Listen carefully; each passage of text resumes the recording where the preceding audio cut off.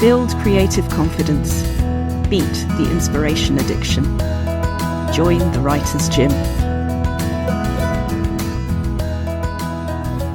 The Oxford Companion to English Literature calls Ramsey Campbell Britain's most respected living horror writer, as, I will personally add, does everybody else. The Washington Post sums up his work as one of the monumental accomplishments of modern popular fiction. In 2015, he was made an Honorary Fellow of Liverpool John Moores University for outstanding services to literature. His latest novels are Fellstones, The Lonely Lands, The Incubations, An Echo of Children, and Ancestral. His Brichester Mythos trilogy consists of The Searching Dead, Born to the Dark, and The Way of the Worm. His most recent collections are Fearful Implications, a 2-volume retrospective roundup, Phantasmagorical Stories, and The Village Killings and Other Novellas. His non-fiction is collected as Ramsey Campbell, Probably, and Ramsey Campbell, Certainly.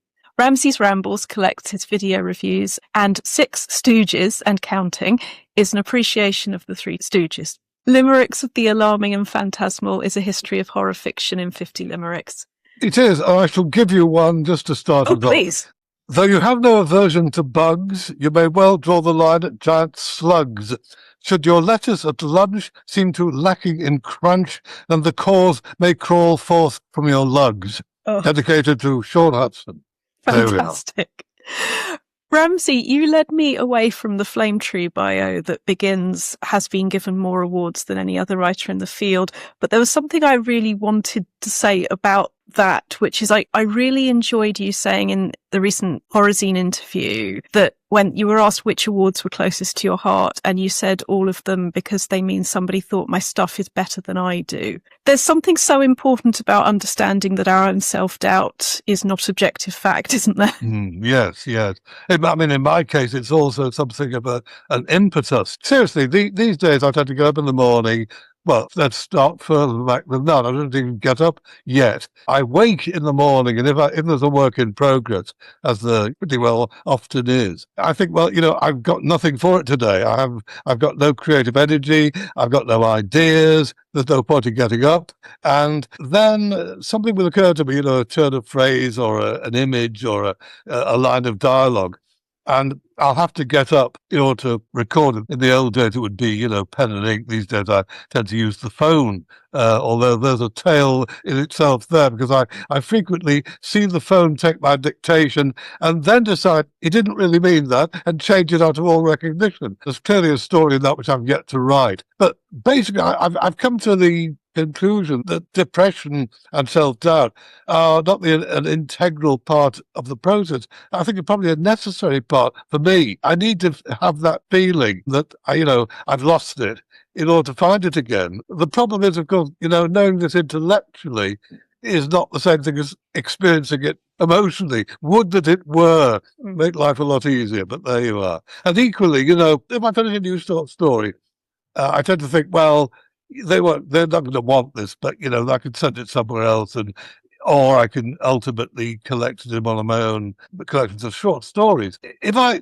finish a new novel, I send it to my agent, and I think one or two things. Either he's going to say, this is not what we expect of you at all. You've somehow gone way off beam. Or they're going to say, well, you've done this too often, you're simply repeating yourself now. And it's not until they say, oh, actually, we like it, that I feel, well, maybe I didn't yet get it wrong after all. And there you are. And do you think that is cumulative? I suppose what I'm really asking is, with the Writer's Gym, we are exactly what that sounds like. We're about finding the regular habits that are right for that individual person, that allows them to keep up their fitness and happiness level within their own practice. That's absolutely what we're all about.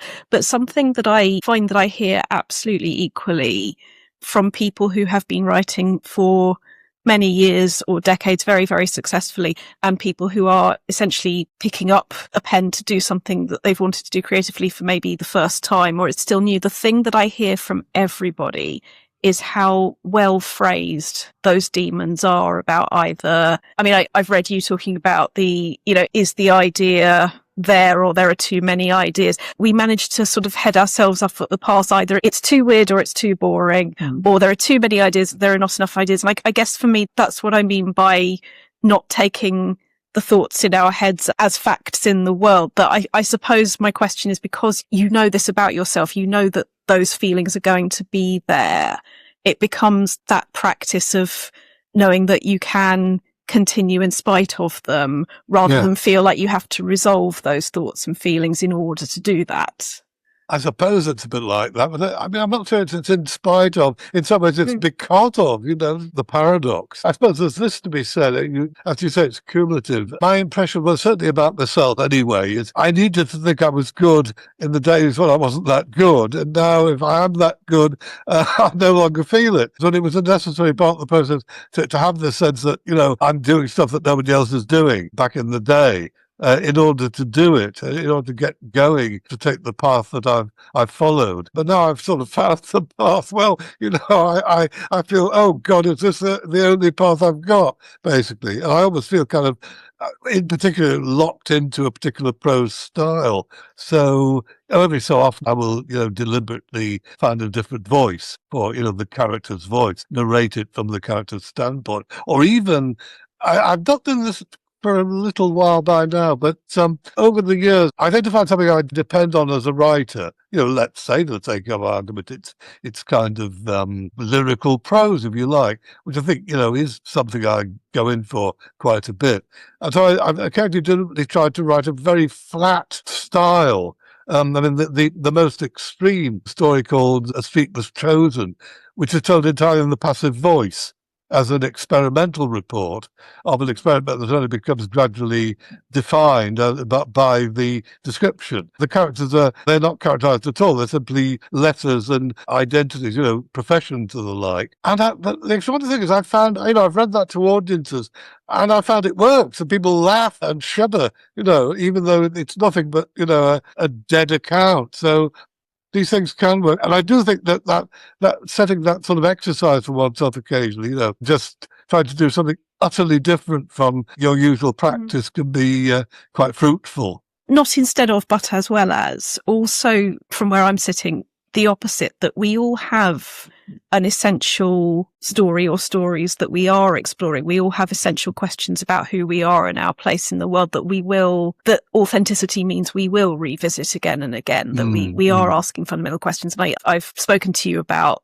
the influence of childhood and parents and the perception reality gap of what people are saying or thinking, and how we may misread what's going on for immediate family members. And this is something that I've always been drawn to, and I know is of course a huge thing for you, is that, I guess, reliability or not of these adult figures. That's something that horror is such an important place for, isn't it? That we, as children, we are fundamentally vulnerable.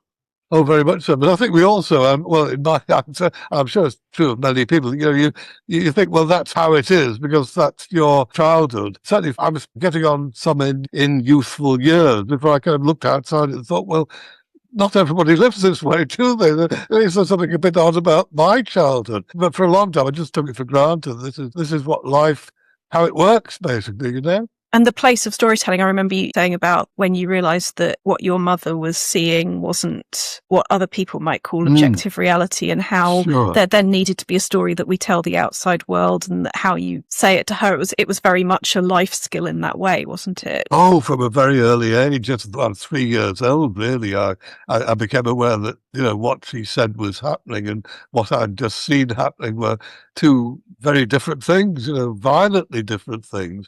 And as you say, I sort of developed the way of dealing with this very, very early indeed. The trade-off really was that I couldn't talk about it to other people. Basically, largely because she brought me up not to do so. That was inculcated. Well, I mean, I don't think it's melodramatic to say indoctrinated into me.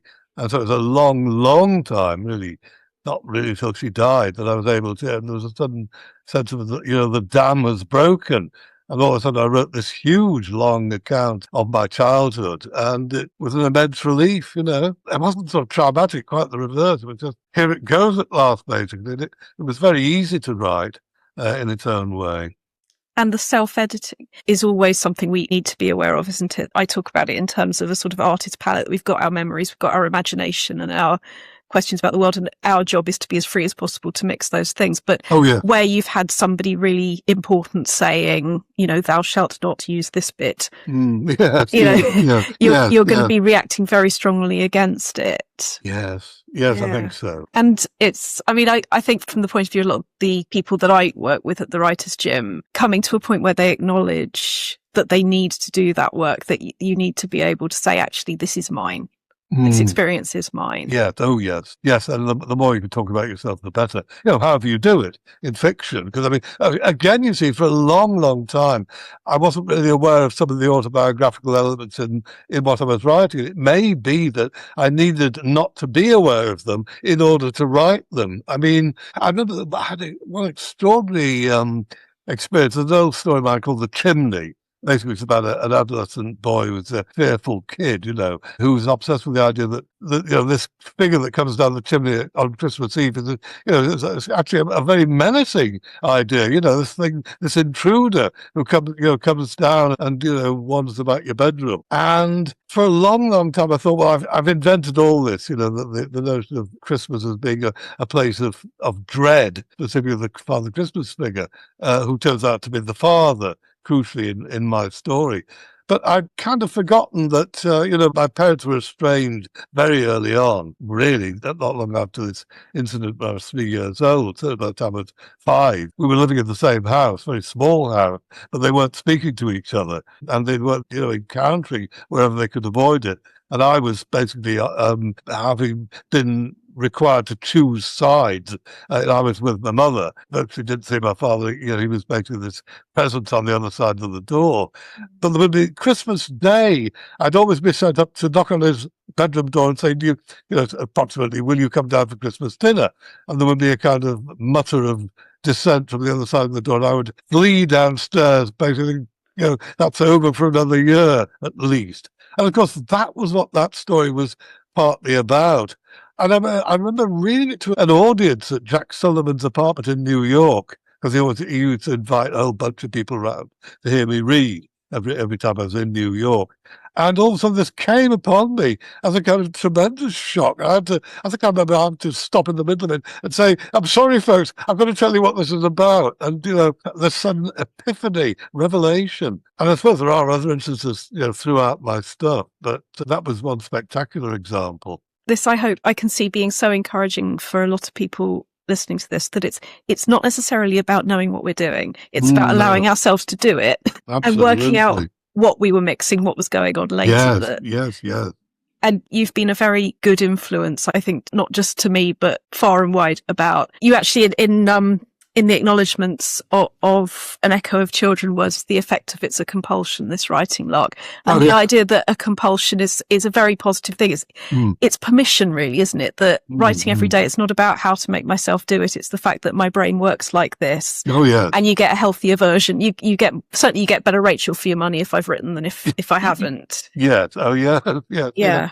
And that is important, isn't it? And I'd say, yes. I think you've said that your best creative time is something, was it 7 a.m. to 12 or something? Yes, approximately, that's right. Or maybe 6 till 12, Yeah, but the mornings are my time for fiction specifically. And then the afternoons, I tend to talk to you, for instance, obviously. Here I am doing it. But, also non-fiction tend to get done, and proofreading, stuff like that, tends to be the afternoon work.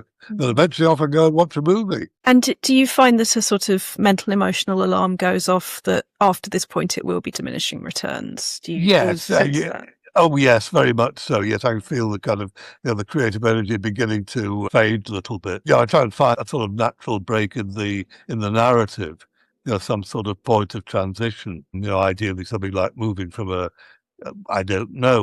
setting to a dialogue, something like that is perfect, but things of that nature. There are a couple of tricks I have taught myself is basically before I've completely finished, have a little bit of a think about what tomorrow's session, how that will begin and what it may contain. Now, often enough, when I get up in the morning, I'll think, well, no, actually, that doesn't work. I'm going to have to do something different or, something related to it. But, part of the process is sorting out the good ideas from the bad. And a more general principle, really, the one thing I have learned is always to develop at least, or compose, I beg your pardon, compose at least the first sentence before I sit down to write. It's leaving notes for future self, isn't it? There's that, but also, I'm not faced with this horrible blank page staring back at me. I've got something to put there, and then, even if I revise it onto the page as I write it, because, the initial idea may not be the best one, but at least it then leads into today's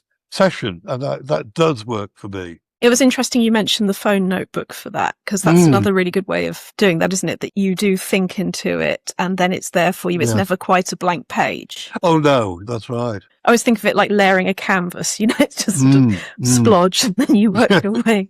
You talked about how, I may misrepresent this, so please do correct me on this, but the idea of courting writer's block is essentially to not do what we've just described there, to, I guess, be too prescriptive. Well, the only time I've ever suffered it, thank heaven, this was way back in, the very early 1970s. I started a story called Litter. I wrote the first day's work, was, page and a bit. And then the next day I didn't feel, now, admittedly, I had a day job. I was working at the public libraries in Liverpool. So, it wasn't as if I was doing it full time. But the next day, I didn't feel that much like, carrying on, so I didn't. And the following day, I felt even less like carrying on, so I didn't. And it just built up this huge wall between me and the story. I think it was 6 months. I thought, I've got to do something somehow. And what I basically did, I just started it again. Within the story, I actually wrote, I think the line is, that's how the story begins, or this is. And then we restart the narrative. Now, what I should have done was incorporate that first page or so of material, within the narrative. But actually, I'm quite glad I left it that way, because it stands as a horrid monument to what happens if you do, allow yourself to get blocked. I think it was partly allowing myself, not doing because I didn't feel like it. Well, I then discovered, well, you've got to do it even if you don't feel like it. Because, and this is one thing I did discover quite early on, that I can't really tell which material was an effort to write and distinguish that from the stuff that was fluid. Well, to a certain extent, if I could remember which was which, but simply from reading it, I can't necessarily spot where I had to chip it out of stone, as it were. The work itself is the effort is its own justification, ultimately. Yes, and that's another sort of pin badge I'd want to print for every writer out there, is that when something's hard, bloody work and you're not enjoying it, it doesn't necessarily mean it's not going to be as good as the stuff that feels that flows through you and it's out of you and into the world. Exactly. Usually it's a mix of both, Yes, absolutely. But I do think it's something that people do hold themselves back with, isn't it? The idea that inspiration is actually a goal in itself, rather than the perspiration. Oh, absolutely. And the other thing is, I think it's probably a good bit of advice is, don't get lured away by the sort of will-o'-the-wisp of the next idea. You're writing a story and then, then you get an idea and think, my God, that's a good idea. I've got to write that one. But the trouble is, of course, that will take just as much work as what you're working on now. The idea, that lights up your brain. But then there's the dimmer portion, if you like, of working it out. There's a couple of things potentially going on there. Can I ask you about that? Because, for me, it's about the fake ending. It's about, I know it's important to do something that is an ending for this, even if the ending is not remotely like the ending that I want to eventually have. If I've given it an ending and a nice shiny other fish in David Lynch language has gone past and I want, right, we're going over there. Yes, I can absolutely go over there as long as I have parked an ending on this and not just gone, I'm bored, I'm off over here, or ooh, squirrel, I'm off over here, Yeah. Is that making sense? That for me feels like an important difference, that you give it an ending. I must admit, I wouldn't risk that personally. I won't go to the next one till I finish this one. At all? No. I think I only not even a key word, not even... Oh yeah. Oh, sorry. I'll write the ideas down and develop the idea. but I won't start writing it as a narrative. I won't start that new story. But oh yes, I'll certainly amass all the material alongside doing whatever the story in progress may be. That's for absolutely sure. The only time I've ever done what I just said I would never do, was way back in the first book of 16, and I was writing the actual story, The Inhabitant of the Lake, which is title story of my first book, in fact, first published book, I should say. I'd only done a couple of pages on that, I think, and then what happened was August Derleth had bought my first short story to be included in an anthology, and he'd revised it somewhat, with my permission. He said he needed to edit it a bit in order to publish it. Well, all right, fair enough. I mean, subsequently I edited my own stuff, which he was happy for me to do. But in this instance, he sent me a carbon back in the old days of typing paper and carbon of his version of my story, and this kind of inspired me. I thought, that's the way to do it, but I'd like to do that in my own way, and I immediately flipped to another story that I was planning to write and abandoned the one in progress and wrote that. It was an extraordinary sort of liberation. I was doing stuff that I hadn't previously done in those stories. It was a lot looser, actually, a lot more relaxed in some ways. It's not a great story. A story called The Rending of the Veil, but it invented my old pal Deoloth, who figures in a lot of later stuff. But this was where he appeared first of all. Can we just give that a little bit of a shout out as well, because you just said, to your mind, that is not a good story, but it created something that had such a scope that even when we don't feel that great about something, we don't know what's going to happen next. Oh gosh, well, you see, this is it. I found this extraordinary. Here I invented the old chap when I was 16. It's all over the internet. He's people's internet identity. There's heavy metal tracks about him, innumerable paintings and drawings and stuff, and stories based on, and including him or referring to him. And I found this kind of, rather humbling in its way. How is this possible? But somehow it's happened, so there we are. We were talking about self-editing, or something that I find quite fascinating, terrifying, is that, I may be exaggerating this, but I think you show Jenny, your wife, a chapter at a time, even when the book isn't finished yet. And I'm fascinated by this, because the idea of a book, No, Jenny likes to read them, that's it, you see, just as simple as that. So, and, she kind of, on occasion, she just point me at something or say, you've changed this character's, minor character's name or something, as can happen, increasing it with my advancing senility. Nothing is going to happen. Who knows? And, occasionally I've called a character God help us. Yeah, it is indeed in the work in progress. And at one point, only for a couple of paragraphs, I managed to call the protagonist by the name of a minor character. God help us. So there you are. But Jenny pointed that out, so that's gone now. I don't mean to dismiss the point that it can be memory, but I don't know if this is a thing for you, but sometimes a story that I thought was going to be in past tense decides it's writing itself in present tense, and sometimes a person who I thought had this name is rebelling and turns out to have that name. Was that something different? Does that happen to you, where sometimes the story just tells you, I know you thought I was doing this, but you're not. Oh, yes. Good heavens. Oh, good heavens. Yes, very much so. In the development, or in the first draft, or very, very often in the rewrite. And we haven't really got onto that yet. I mean, if you want me to ramble on a bit about that. Please, yeah. I am in the process of rewriting a new novel right now, which will be presumably, where are we? But this will be the 2027 novel now. It will be, I guess. Assuming they want it, because, they may not. We will have to find out. So, I mean, how this works is just the general process of a novel for me these days. So to go all the way back to the start, I get the idea, I then try and develop it in terms of what is this about, who will it happen to, where will it happen, what are the characters called, what do they do in life, where do they live, what are their relationships. And of course I've got none of that to begin with, or very little of it, and so it feels like wandering about in this creative limbo, where there's nothing in sight and no boundaries, just this endless plain basically, and eventually things start somehow suggesting themselves, and eventually I gather lots and lots of material. I don't plot in advance.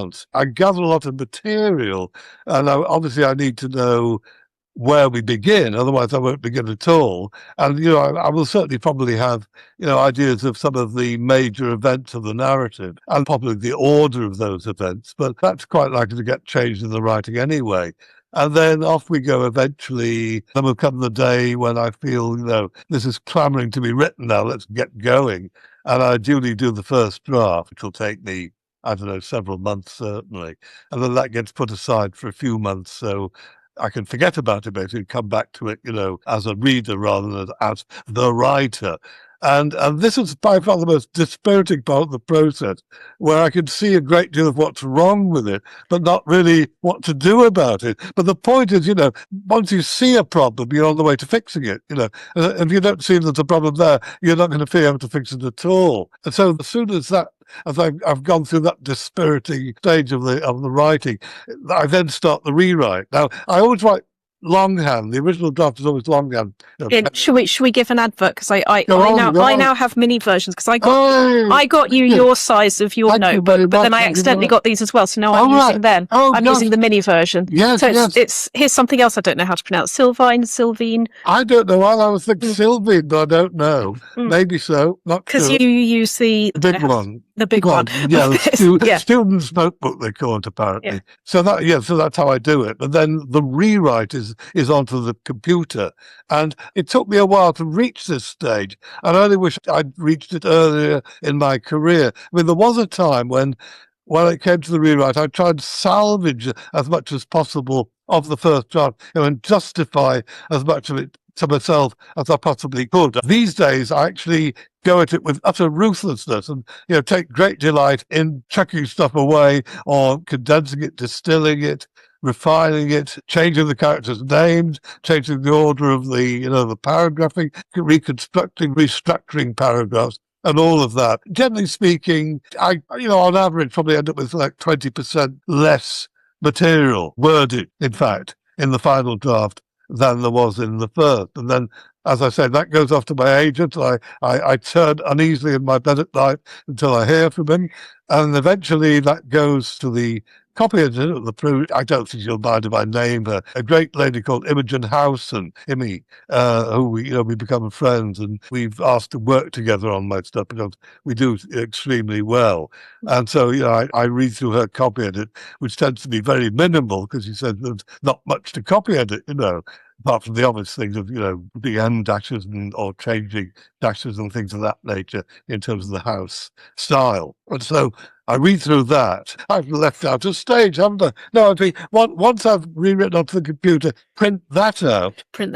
That's right, of course. That goes away with us on holiday to a Greek island, usually, and I can then read through that and make the final twiddles, That then goes off ultimately to Imi, and she does the copy edit. And then, of course, comes the proofs from the publishers, and so I read through the wretched thing yet another time. So I basically read through the final version really at least 3 times. And, luckily at this stage, I don't feel, oh, God, why did I bother? And in fact, on the whole, I'm happy with what I did.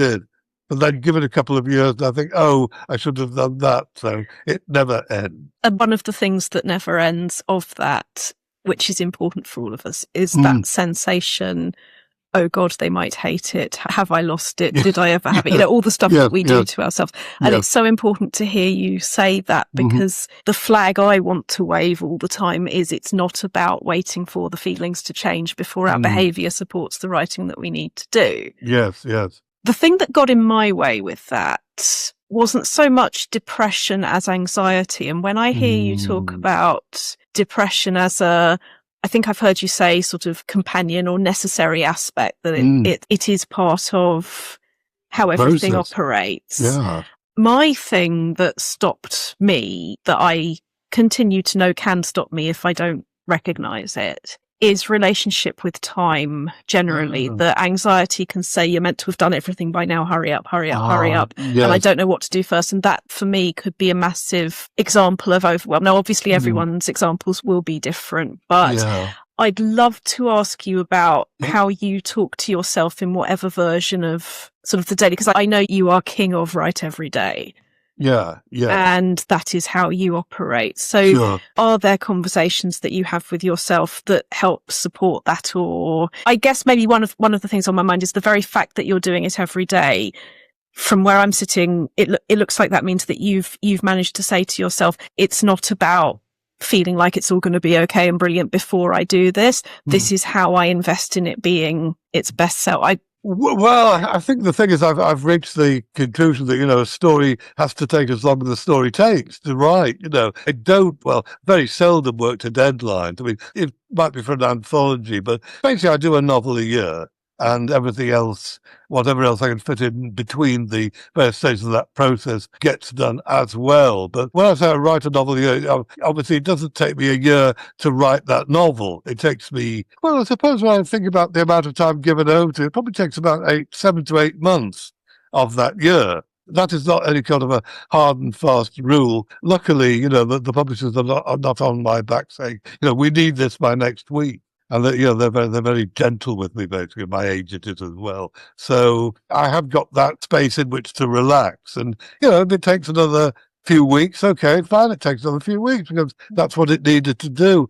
And so I think I can relax with that. And I don't really need to tell myself, oh, hurry up, or, you don't have to hurry up. I think by now I know that instinctively. And there's something that feels quite seasonal, maybe, about that your process has its phases. So there's the practice and there's the allowing that. Yes, I suppose, funnily enough, when I think of what you say, seasonal, I thought that's right. I mean, really, when I think about it, the novel tends to get started, the first draft tends to get started in early autumn, really, probably. So it sees me into the darkest stage of the year. Maybe that's important too, I don't know, it never occurred to me. I wonder if it is, because I'm interested in how the stories that we tell ourselves about ourselves create our reality. And it's a bit like when you talk about being agnostic. Maybe agnostic might be it. Yeah. Because I was brought up Jewish, where it's not, do you believe this? It's not, do you believe this literally happened? You're not defined as Jewish because of what you believe. It's cultural, and it's what it's do, and the word is observant and things like that. And so for me, stories weren't about, did they literally happen? They were about, how does this story speak to me about my life and how I sort of show up with other people in the world, about my behaviour. And there's always, I think there has been for me a link between that and the seasons, actually, because we have these sort of festivals at different times of the year. And I certainly find autumn very productive, and that's the Jewish New Year. And it's so interesting hearing how these things, because I hadn't particularly thought about it in those terms, but maybe I was seeing something about myself and hearing you say that, but it is interesting how we find what works for us, because what it sounds like is that with you writing every day, it doesn't need to be the same amount of words. It doesn't need to be the same process. It's pushing the envelope. It's taking steps forward. The trick I play on myself is I always want to go at least onto the next page of the exercise book, because that could mean I've got 2 sentences at the bottom of this page and one on the next one. That'll do it. It never will, but theoretically it could. I suppose the only time I don't do a great deal of work is when we're away, say, at a convention or a festival, whatever it might be. I still take it away. I still work on it in the in the hotel room. But I don't do as much as I ordinarily would because, there's too much else to do at the event. So I do sort of, let myself up a bit in those terms, in those situations. I started to ask you about Jenny reading one chapter at a time before you necessarily know what's going to happen for the rest of the book. Yes. Well, to a certain extent I will know, but, more and more it's a process of exploration, discovery about the characters as well, So, I may have, even this isn't true anymore. I was going to say I will have an ending in sight, but actually I used to have a sort of fallback ending, if you like, if I couldn't come up with anything, or if it couldn't come up with anything better. But in general, the actual process of narrative, often enough it would kind of subsume that idea I had for the ending and then pass on beyond it or develop something else. But these days, over the last few, I really haven't known what the ending was going to be until I probably got to the final chapter. And it seems to work. But it's kind of trusting instinct, given the amount of time I've been doing it. I have talked to you about your process, my process, things like that. Is there anything that you consider either universal or a good idea for writers generally that you'd want to sort of, like I have my little things that I'd like to throw out there into the world. Is there anything that you would want to gift? I suppose the main things we've talked about, the few tricks I've learned in 60 odd years of not sitting down to the blank page, bring something to the blank page before you sit down, basically. I think that's crucial, personally.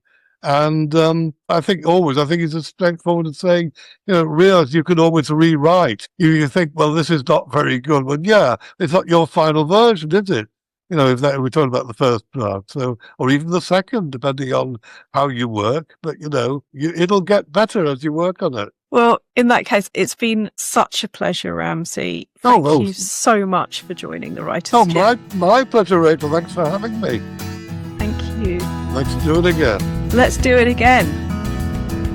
You've visited the Writers' Gym with author and coach, Dr. Rachel Knightley. Production and sound design are by Ashley Lexine, and theme music is by Chris Gregory.